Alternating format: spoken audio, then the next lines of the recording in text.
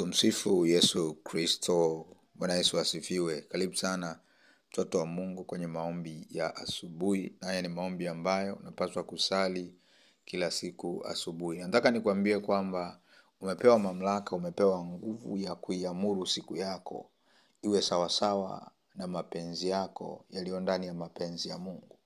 Ukisoma Ayubu 38:12 inasema, "Je, umeiamuru asubuhi tangu siku zako zilipoanza? Umeyajulisha mapambazuko mahali pake?"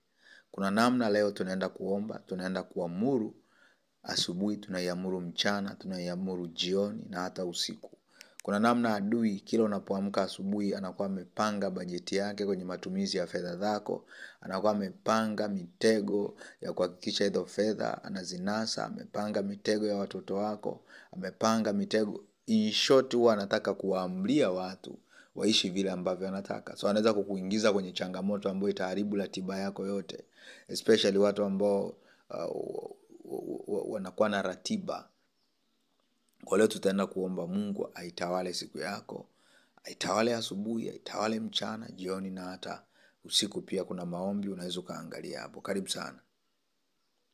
Baba, katika jina la Yesu ninakushukuru. Asante kwa malango ya masaa haya, kwa ajili ya mwanao huyu ambaye ametega sikio lake rohoni kabisa kuweza kusikia, kuweza kuungana na sisi, kuweza kuungana na wewe, ili aweze kuiamuru asubuhi, aiamuru mchana, aiamuru jioni na hata usiku, malango ya masaa haya.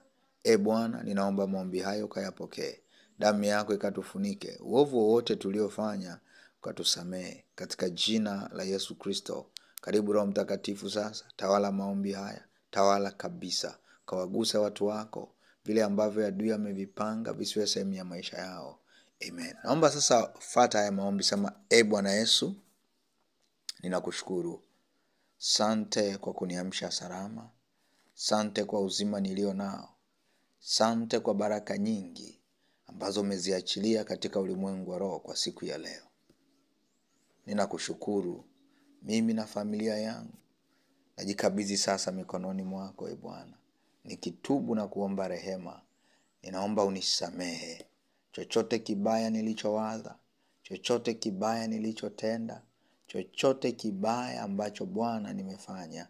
Ninaomba rehema. Damu yako inioshe, initakase, niwe safi kabisa kama theluji, sawa sawa na Isaya 1:18.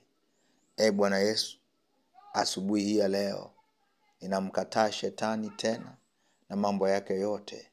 Ninakataa kuongozwa na